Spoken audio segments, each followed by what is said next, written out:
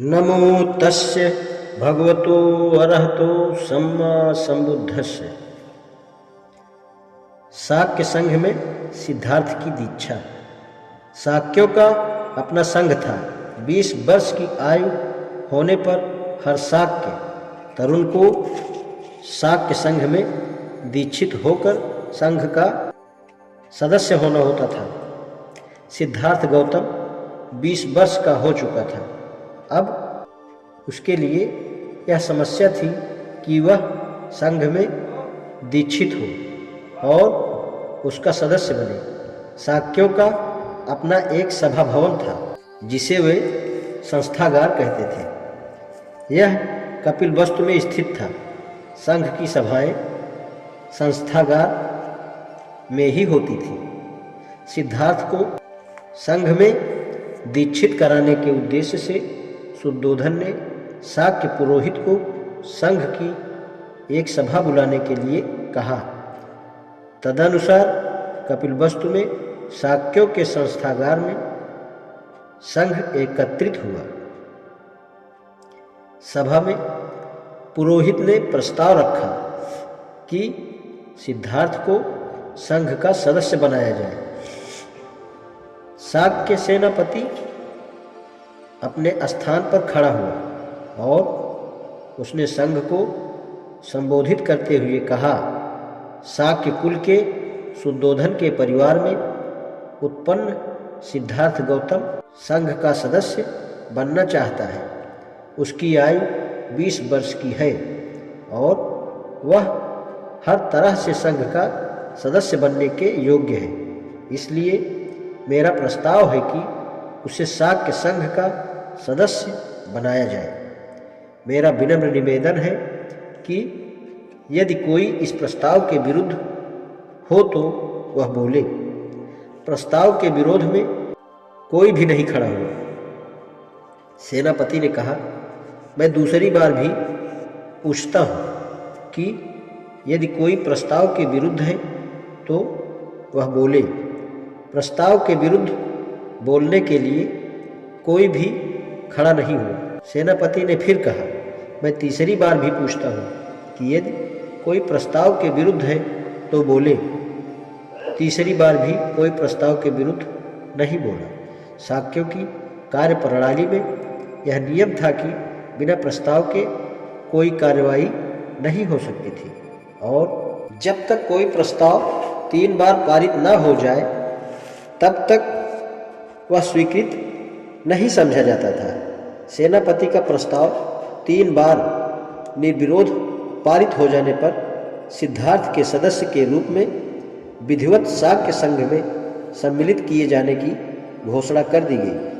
तब शाक्यों का पुरोहित खड़ा हुआ और उसने सिद्धार्थ को अपने स्थान पर खड़े होने के लिए कहा। सिद्धार्थ को संबोधन करके उसने पूछा, क्या आप इसका अनुभव करते हैं कि संघ ने आपको अपना सदस्य मानकर सम्मानित किया है? सिद्धार्थ का उत्तर था, हाँ, मैं ऐसा ही अनुभव करता हूँ। क्या आप संघ के सदस्यों के कर्तव्य जानते हैं? मुझे खेद है कि मैं उनसे परिचित नहीं हूँ, किंतु उन्हें जानकर मुझे प्रसन्नता होगी। सिद्धार्थ ने कहा। पुरोहित बोला, मैं सर्वप्रथम आपको यह बताऊंगा कि संघ के सदस्य की हैसियत से आपके क्या कर्तव्य हैं। उसने उन्हें क्रमशः एक एक करके गिनाया। आपको अपने तन मन और धन से शाक्यों के हितों की रक्षा करनी होगी। आपको कभी भी संघ की सभाओं में अनुपस्थित नहीं रहना होगा। आपको बिना किसी भय या पक्षपात के किसी भी शाक्य का दोष पता चलने पर खुलकर कह देना होगा। यदि आप पर कभी कोई दोषारोपण किए जाए तो आप क्रोधित नहीं होंगे। दोषी होने पर अपना दोष स्वीकार कर लेना होगा। निर्दोष होने पर अपना पक्ष रखकर सफाई देने का पूर्ण अवसर प्राप्त होगा। इसके आगे पुरोहित ने कहा, मैं अब आपको बताना चाहता हूँ कि क्या करने पर आप संघ की सदस्यता से वंचित किए जा सकते हैं? व्यभिचार करने पर आप संघ के सदस्य नहीं रह सकेंगे। किसी की हत्या करने पर आप संघ के सदस्य नहीं रह सकेंगे। चोरी करने पर आप संघ के सदस्य नहीं रह सकेंगे। झूठी साक्षी देने का दोषी होने पर आप संघ के सदस्य नहीं रह सकेंगे। सिद्धार्थ ने कहा, मान्यवर, मैं आपका कृतज्ञ हूँ कि आपने मुझे संघ के अनुशासन से संबंधित नियमों से परिचित कराया। मैं आपको विश्वास दिलाता हूँ कि मैं उनके अर्थ और व्यंजन सहित उन्हें पालन करने का भरसक प्रयास करूँगा। शाक्य संघ के साथ मतभेद। होनहार सिद्धार्थ को शाक्य संघ का सदस्य बने 8 वर्ष व्यतीत हो चुके थे। वह संघ का अत्यंत समर्पित, वफादार और दृढ़ सदस्य था।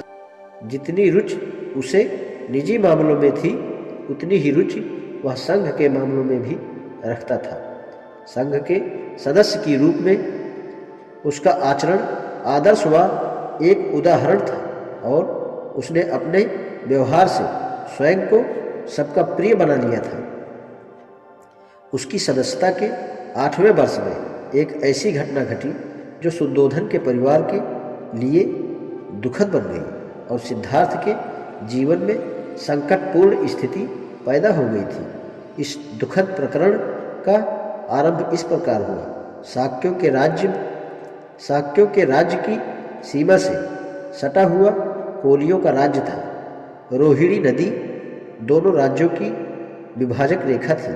शाक्य और कोलीय दोनों ही रोहिणी नदी के पानी से अपने अपने खेत सींचते थे। हर फसल पर उनका आपस में विवाद होता था कि कौन रोहिणी के जल का पहले और कितना उपयोग करेगा। यह विवाद कभी कभी झगड़ों में बदल जाता था और झगड़े लड़ाइयों में जब सिद्धार्थ की आयु 28 वर्ष की हुई, उस वर्ष रोहिणी के पानी को लेकर शाक्यों के नौकरों में और कोलियों के नौकरों में एक विवाद के बाद बड़ा झगड़ा हो गया, जिसमें दोनों पक्ष के लोग घायल हुए। इसका पता चलने पर शाक्यों और कोलियों ने सोचा कि इस विवाद को सदा सदा के लिए युद्ध के द्वारा हल कर लिया जाना चाहिए। शाक्यों के सेनापति ने कोलियों के विरुद्ध युद्ध की घोषणा के प्रश्न पर विचार करने के लिए शाक्य संघ का एक अधिवेशन बुलाया।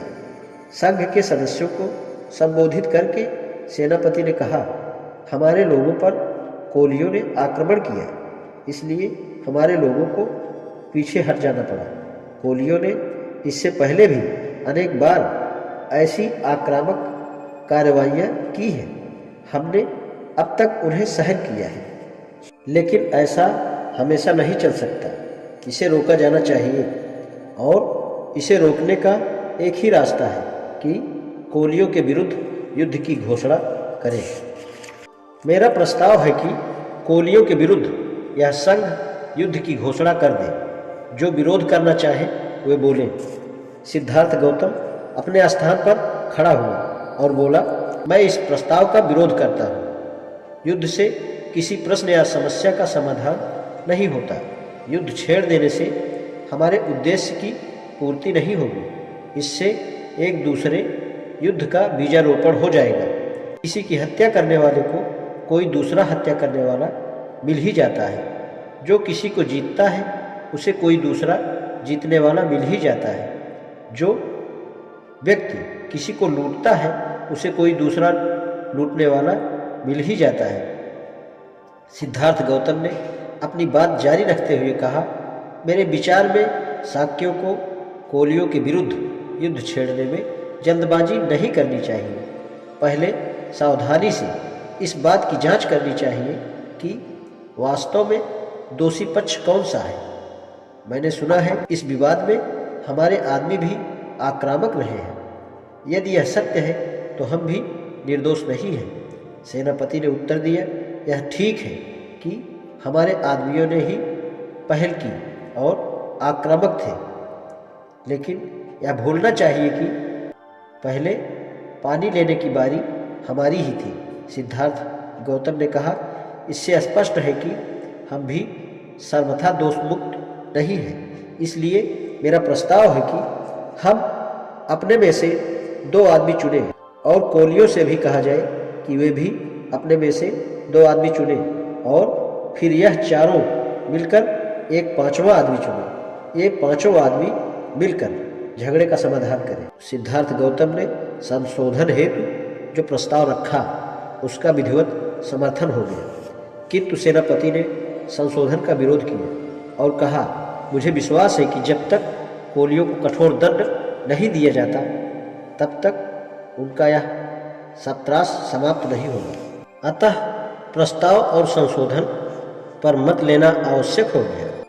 पहले सिद्धार्थ के सुझाए संशोधन का प्रस्ताव ही मत के लिए प्रस्तुत हुआ। वह बहुत बड़े बहुमत से अमान्य हो गया। इसके बाद सेनापति ने स्वयं अपने प्रस्ताव पर मत मांगे। सिद्धार्थ गौतम ने फिर खड़े होकर विरोध किया। उसने कहा, मेरी संघ से प्रार्थना है कि इस प्रस्ताव को स्वीकार ना किया जाए। शाक्य और कोलीय निकट संबंधी हैं। यह बुद्धिमानी नहीं है कि वे एक दूसरे को बर्बाद करें। सेनापति ने सिद्धार्थ गौतम के तर्क का घोर विरोध किया। उसने इस बात पर जोर दिया कि युद्ध में क्षत्रियों के लिए कोई अपना पराया नहीं होता। उन्हें राज्य के हित में अपने सगे भाइयों से भी लड़ना ही होगा। बलि कर्म ब्राह्मणों का कर्तव्य है, युद्ध करना क्षत्रियों का कर्तव्य है, वह धर्म है। व्यापार करना वैश्यों का कर्तव्य है और सेवा करना शूद्रों का कर्तव्य है। हर वर्ग को अपना कर्तव्य निभाने में ही पुण्य है। शास्त्रों की ऐसी ही आज्ञा है। सिद्धार्थ का उत्तर दिया, जहाँ तक मैं समझ सका हूँ, धर्म तो इस बात को मानने में है कि बैर से बैर कभी शांत नहीं होता। यह केवल अवैर प्रेम से ही शांत होता है। सेनापति अधीर हो उठा और बोला, इस दार्शनिक शास्त्रार्थ में पढ़ना बेकार है। स्पष्ट बात तो यह है कि सिद्धार्थ को मेरा प्रस्ताव अमान्य है।